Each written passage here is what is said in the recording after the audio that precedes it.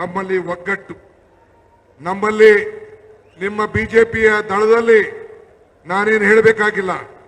ನಿಮ್ಮಲ್ಲಿ ಒಗ್ಗಟ್ಟು, ನಮ್ಮಲ್ಲಿ ಒಗ್ಗಟ್ಟು, ನಿಮ್ಮಲ್ಲಿದೆ ಒಗ್ಗಟ್ಟು, ನಮ್ಮಲ್ಲಿದೆ ಒಗ್ಗಟ್ಟು, ನಮ್ಮಲ್ಲಿದೆ ನಿಮ್ಮಲ್ಲಿದೆ ಬಿಕ್ಕಟ್ಟು. ನಾವು ವಚನ ಪಾಲಕರು, ನಾವು ವಚನ ಭ್ರಷ್ಟರಲ್ಲ. ನಾವು ಇದು ತಾವು ಗಮನದಲ್ಲಿ ಇಟ್ಕೊಳ್ಬೇಕು. ಇದರಿಂದ ಈ ಸಂದರ್ಭದಲ್ಲಿ ತಮಗೆ ಈ ದೇಶಕ್ಕೆ ಕಾಂಗ್ರೆಸ್ ಪಕ್ಷ ಬಲಿಷ್ಠವಾಗಿ ಇದ್ರೆ ಮಾತ್ರ ಈ ದೇಶವನ್ನು ಉಳಿಸಲಿಕ್ಕೆ ಸಾಧ್ಯ. ಆದ್ರಿಂದ ಇವತ್ತು ರಾಷ್ಟ್ರ ಮಟ್ಟದಲ್ಲೂ ಕೂಡ ಜನ ಕಳೆದ ಲೋಕಸಭಾ ಚುನಾವಣೆಯಲ್ಲಿ 243 ಸೀಟು ಇಂಡಿಯಾ ಒಕ್ಕೂಟ ಕೊಟ್ಟು ಮುಂದಿನ ದಿನಗಳಲ್ಲಿ ಈ ದೇಶಕ್ಕೆ ಕಾಂಗ್ರೆಸ್ ಪಕ್ಷದಿಂದ ಮಾತ್ರ ಸಾಧ್ಯ ಅನ್ನೋ ಒಂದು ಸಂದೇಶವನ್ನ ಇವತ್ತು ಕಳಿಸ್ಕೊಟ್ಟಿದ್ದಾರೆ. ಬಂಧುಗಳೇ, ಸಿದ್ದರಾಮಯ್ಯ ನೇತೃತ್ವದ ಸರ್ಕಾರ ನಾವೇನು ಮಾತು ಕೊಟ್ಟಿದ್ದೇವೆ ಆ ಮಾತನ್ನ ಈ ಸಂದರ್ಭದಲ್ಲಿ ನಾವು ಉಳಿಸ್ಕೊಂಡಿದ್ದೇವೆ.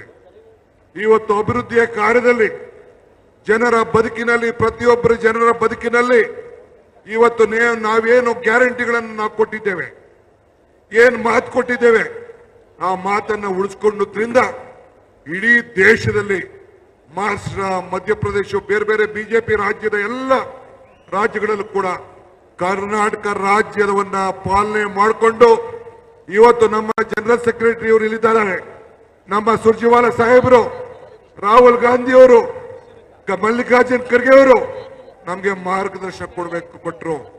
ಇದು ಬದುಕಲ್ಲ. ಬದುಕಿನಲ್ಲಿ ನಾವು ಶಕ್ತಿಯನ್ನು ತುಂಬಬೇಕು. ಬೆಲೆ ಏರಿಕೆಯಿಂದ ಜನ ತತ್ತರಾಗ್ತಾ ಇದ್ದಾರೆ.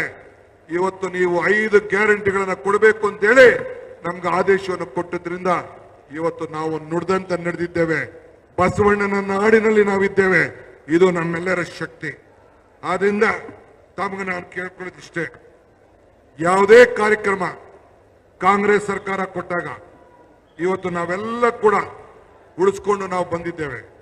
ಇಂದಿರಾ ಗಾಂಧಿಯವರ ಕಾಲದಿಂದ ಹಿಡಿದು ದೇಶದಲ್ಲಿ ರಾಜೀವ್ ಗಾಂಧಿಯವರ ಕಾಲ, ಮನಮೋಹನ್ ಸಿಂಗ್ ಕಾಲ, ಎಲ್ಲ ಕಾಲದಲ್ಲೂ ಕೂಡ ಯಾವುದೇ ಕಾರ್ಯಕ್ರಮ ಕೊಟ್ಟು ಶಾಸನಬದ್ಧ ಕಾರ್ಯಕ್ರಮಗಳನ್ನು ಕೊಟ್ಕೊಂಡು ಬಂದಿದ್ದೇವೆ.